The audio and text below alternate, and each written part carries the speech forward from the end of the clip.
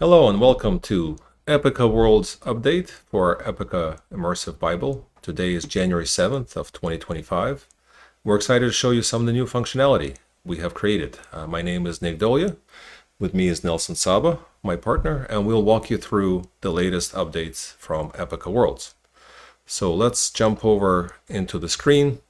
This is our Epika Worlds website. If you go to epikaworlds.com, and we're excited to tell you that you can now download a alpha version of a demo, or a version of our demo, which will basically let you walk around Capernaum and Source Code on your own and kind of see and do what you do in our video.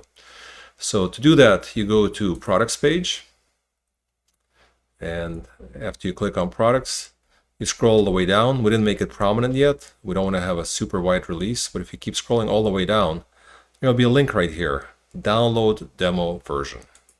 So when you click on that link, it'll bring you to download page. Now you can go there directly by going to epikaworlds.com/download, or you can kind of click through.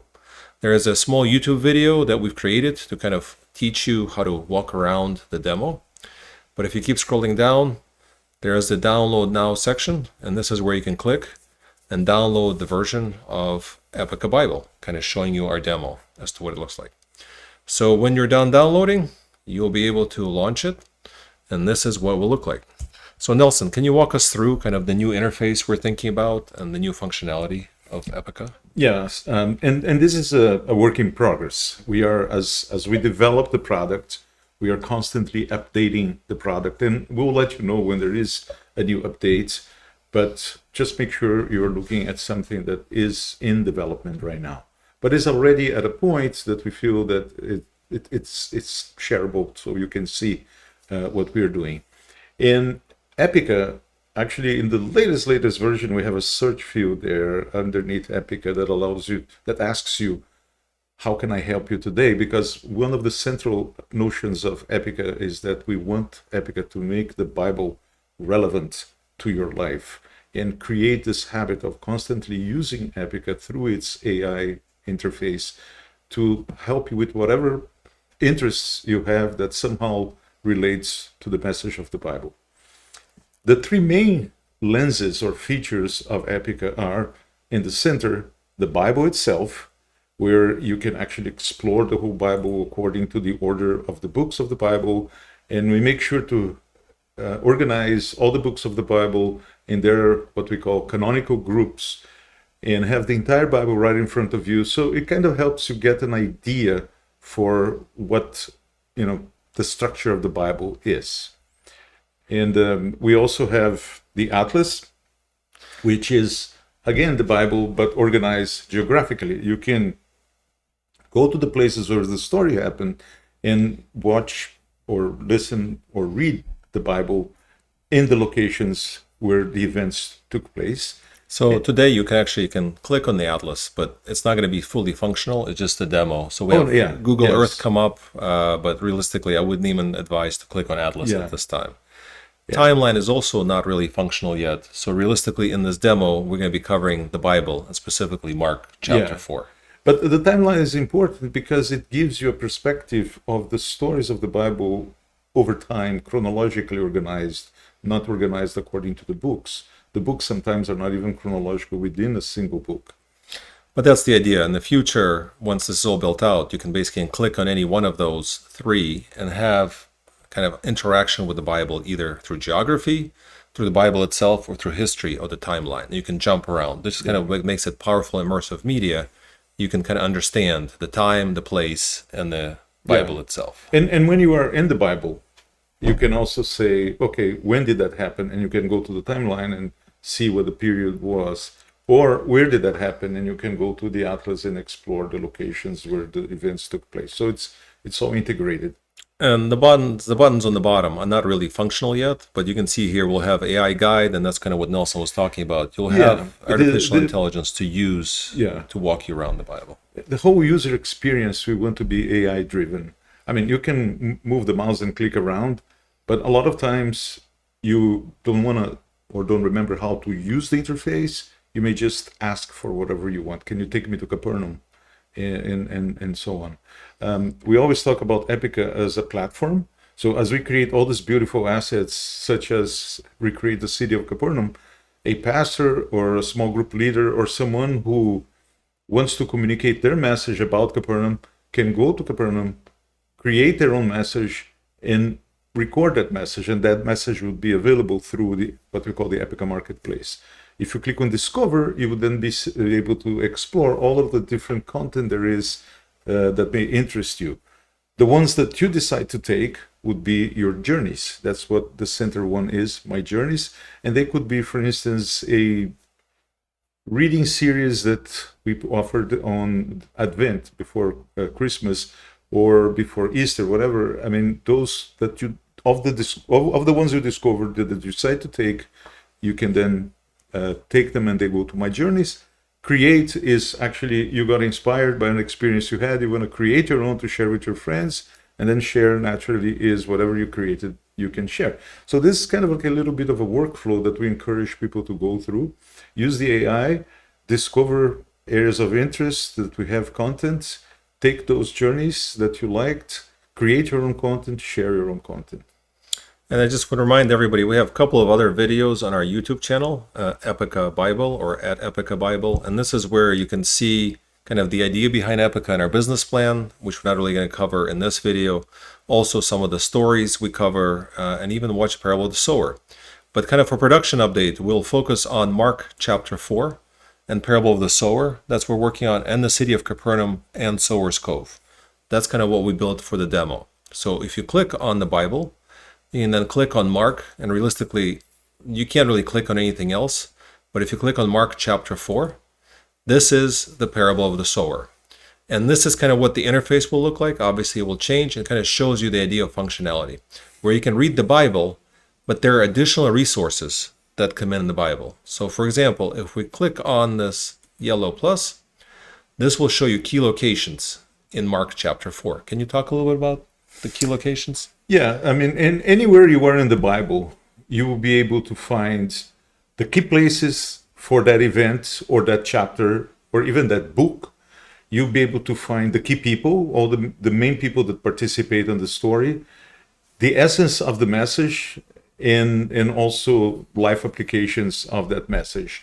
And here, for instance, you are looking at the key locations on Mark chapter 4. And they are quite interesting. There is a Sower's Cove, which is this natural amphitheater by the Via Maris, or that main road that came through Capernaum. Very used road by merchants, and by virtue of being a natural amphitheater, a place where Jesus often preached, and a lot of times large crowds got together over there. And that's where you will see him getting into a boat further a little bit away from the Sower's Cove to preach. You obviously have the city of Capernaum, which is the headquarters of Jesus' ministry and a very important location in all the 3 years of ministry. Pretty much the headquarters was the Galilee, with Capernaum being the center of his ministry. In the vicinities of the city of Capernaum, you had farming. And you see there a terrace farm, which was central to the story of the parable of the sower, because that's where the whole thing takes place. It takes place in a what we call terrace farm, which was the way that back in those days in that region they would cultivate different crops. So from production update standpoint, we'll have functionality in whatever final product is, where you can click on this and you'll be able to go to these locations. And I'll show this to you in a second. Then also you can click on Parable of the Sower, for example. Have additional content about the parable of the sower, and we actually created a little short video of the parable of the sower. We're not going to show it to you in this production update. You can actually go to our YouTube channel and watch the whole video we've created, kind of not in final version, but in pretty good shape, kind of going through parable of the sower. Or also you can click on, for example, reading of it, of parable of the sower, and here you see a picture of what the Sower's Cove looks like today. So you will see this cove. This is where kind of Jesus gets in the boat. And then you can click on a video. And this is a video, not our video, but somebody else's, who was at Sower's Cove. And they show you the kind of amphitheater effect of Sower's Cove. So we'll have all kinds of resources, ours and somebody else's. But that's the idea. We'll have the whole Bible. And as you read the Bible, you have all these additional resources which enrich the Bible and make it more immersive. But the power of our platform is really you'll be able to go to open world or sometimes videos of open world. You can see it in 3D. So let's just showcase the latest. So if we go back to, let's Mark chapter 4. So let's click on Sea of Galilee. This is what Capernaum looked like in first century, and we now improved on our lighting, and we have better water, and we'll have better terrain in the back. But if you look to the left, kind of Sower's Cove is right there. We'll go there in a little bit. But now you can, using keys WSAD, you can actually fly around and walk around Capernaum. And you will see that now we have water kind of moving. Can you talk, Nelson, about the boats and kind of all the new improvements we've made? Yeah, I mean, this is an accurate recreation of what Capernaum was. This was recreated based on the archaeological excavations. Since we are creating the Bible, we want to make sure that when we recreate the biblical world, we do it as accurate as possible. It right there in the corner of this main street in the harbor, you see Peter's house. And this is known to be Peter's house because today there is that huge church that was created actually on top of this rectangle. This rectangle is actually, it was a place where they would have the animals there during the day. But then when Jesus would gather people in Peter's house and would preach, he would preach in that little area. So you can actually say that, as simple as it may look, this was the very first church that we ever had. And this place was celebrated since about the year 50, so very, very close to the time of Jesus, as Peter's house, as a venerated place. Actually, the name of that house later was called the Venerated Room, and it was plastered, and then churches were constructed around it until the Franciscans created that circular church on top octagonal church. It's actually 8-sided church. So yeah, again, so you see the whole city of Capernaum. It wasn't a very big city. This was kind of the waterfront. This is Sea of Galilee. Yeah. And you can see from our last production update, we have now people walking around. It's still work in progress, but it's getting better. And then you'll be able to walk around. And if you go here, you will actually, that's the marketplace, and that's the latest version of our synagogue. This is a synagogue as it looked like in first century. And you can actually walk inside synagogue and you can see your eyes adjust to darkness, so the lighting changes. And this is what the synagogue would have looked like in first century. It was expanded in third century over the market. But can you talk a little bit, Nelson, about inside the synagogue, the importance of it, and kind of... Yeah, this was a place of gathering for many of the civil activities within the city of Capernaum. Was also a lot of times a place of teaching for the kids, like a place that would serve also as a school, but was also a place that they would gather, especially in the Sabbath, for the reading of the scriptures. If you see to the right of the door there is what's called the Ark, and this is where the Torah scripts were kept, and this was brought from Jairus, who was the head of the synagogue, was brought from his house on a daily basis. And then the scrolls were read in the synagogue. And there is also a seat, which is the main seat of the synagogue, which is Moses' seat.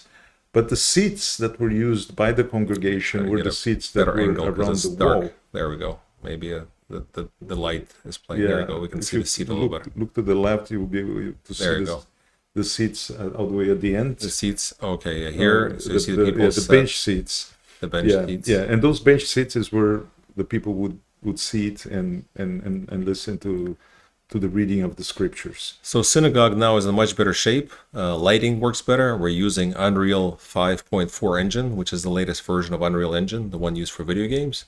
You can walk out and you'll now see the marketplace. Actually, that synagogue will be the place of a lot of Bible stories. Yes. There will be the healing of the demon-possessed man takes place there.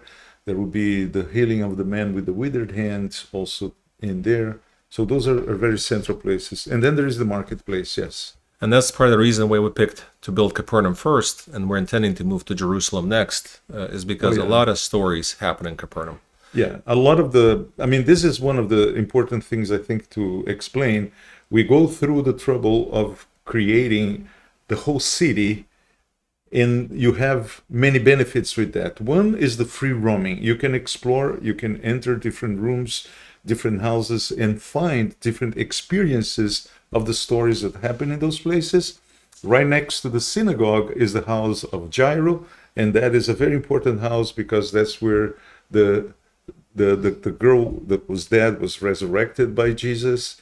And so there are quite a few stories. Further down, you have also the house of the centurion, and that's where Jesus meeting the centurion servant when he was coming from the Mount of Beatitudes. He heals that centurion.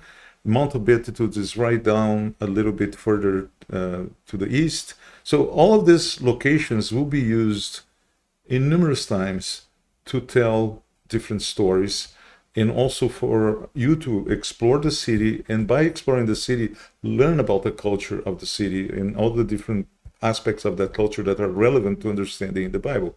Such as right there at the end, you see a terrace farm. And that terrace farm was very central to the way that crops were cultivated back in the first century. It's a very hilly area, very rocky area.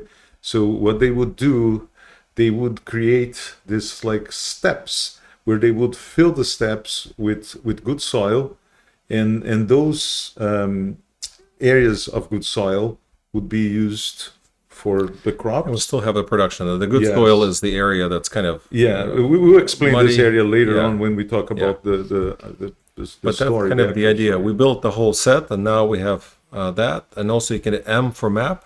You'll see the whole map. So Capernaum, Sea of Galilee where we were, but you can click on these areas. And Sower's Cove was actually the actual cove. That's where I believe where Jesus preached. It's kind of this little amphitheater. It's not so little. So if we actually click on Sower's Cove, we end up in our recreation of Sower's Cove. And we still have production ongoing, so you can see some people in the water. This will be better, but this is where Jesus got into the boat, and this is kind of the latest rendering of the Sower's Cove. Yeah. And we have now created a little video that you can watch outside, which explains Sower's Cove. So if you look at this is the amphitheater, but let's jump into that and talk a little bit about our description of Sower's Cove. So Yeah, I mean, this shows the opening of Mark chapter 4, where the text says, again, Jesus, it was in this area preaching. So it was by virtue of being a natural amphitheater, was an area that he often would be at. In this particular day, when he was teaching the parables, or many parables, the people that gathered were so numerous that for him to use the amphitheater effect, he actually got into a boat and went a little far away. When I say a little far away, is maybe 30 feet, 40 feet. And from there, he started preaching, and he started saying, a sower went out to sow his fields. And as he spread the seeds, and that's a very good representation of the spreading of the seeds. Back in those days, I mean, you would obviously aim at the good soil there. and but good soil is on the left. the good soil is on the left. But remember that this was a hilly terrain, so there was a wall that was a retaining wall for the good soil in the other side. And in that base of that wall, if you go there today, you will see that it accumulates some bushes and Thorns. and those are really bad. If seeds fall in there, those little plants would have no chance.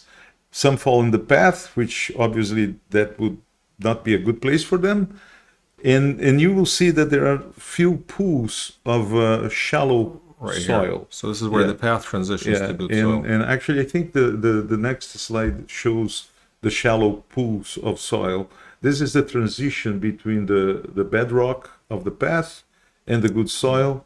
So plants would start but would not go much further, and some would fall in the bushes, and they would very quickly die.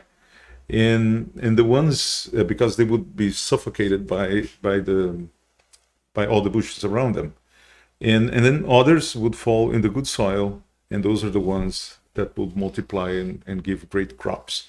So this was the story. This is a very, very popular parable, and Actually, I heard that of all the parables, this is the most searched for, most interesting parable, and it tells the story that is quite relevant as far as how different people respond to God's word. And it's interesting that by watching it, it becomes quite obvious what the text is talking about, even without us explaining what terrace farm was and how terrace farming was done. It becomes kind of evident. But it wasn't so evident even to many pastors who were very known, because they would not understand the context of how this plays into a common element of the culture of those times, which was the terrace farm. And this is, I think, what the beauty of Epika is. We're able to take the Bible and tie it into geographical and historical context, so it starts to make sense. So again, this is kind of one of the videos we'll create. We'll have a lot of content like that for the Bible, and we'll build it out over time. We'll also have third-party content. If other people want to create or post their videos, they can, either using our product on their own. Exactly. We like to say that this is a platform. For instance, if you participate in a small group Bible study, and there is a small group leader that wants to use Epika to do his own Bible study using the Epika assets, he can record it and distribute among the members of his small group through also for a church. Any content creator can leverage on this as a platform for their message and share that message with his congregation. So here, for example, again, we're going back to Mark chapter 4, we have a couple of resources, somebody else's picture, somebody else's video. You might have actually a couple hundred of different things over time, and you'll be able to sort through those and say, show me everything about parable of the sower. Yeah. It becomes kind of like a Wikipedia or YouTube for the Bible, because we will tie the text of the Bible to additional resources you can do, including our resources. Yeah. But again, we curate what we consider to be the best resources, and we put them right there integrated with the Bible text. But other people could create their own and share with the ones that follow them. And the nice thing is it'll be on different platforms. So if you're using a PC right now, you can actually jump into Capernaum and walk around. But you probably won't be able to do this on your iPhone. So we'll have these 360 videos we're working on, capturing from here, where be it in your goggles like Oculus or new Apple Vision Pro, or if you have Xbox or just your iPad, you'll be able to look at 360 videos from different spots inside Capernaum. So depending on the platform you're on, this is not just for VR goggles. Yeah. This will work for all platforms. It'll just kind of give you what different capabilities you have.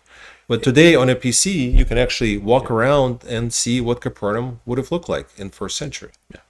Yes, and the platform, I mean, the main thing is we are creating the assets, and those assets can be accessed, can become available in a variety of different platforms. You mentioned the iPhone, the PC, and as the technology evolves, there will be more and more that you'll be able to do. Using goggles, you will be able to have the ultimate experience. Not in the first release, but in a future release, if you wear goggles, we will actually allow you to, for instance, go into one of these houses and furnish the house the way you want. Actually, that house, which is, this house, Right here. this will be the house that we plan to do that. So that you will be able to kind of like even receive folks in this place and make your own small group Bible study from there with a house that you furnish the way you want. This is something that's very common on games. So we are kind of using some concepts there for you to create a little bit of an identity in the biblical place, to the point that you can even invite people to participate on your experiences and your insights about the biblical world. And we believe that that is going to be key for you to engage, especially digital natives, who would be far more open to a platform such as this than to a traditional printed Bible.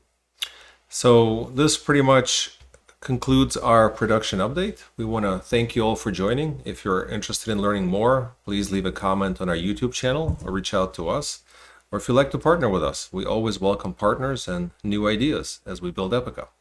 Thank you so much for joining us today, and we will see you next time.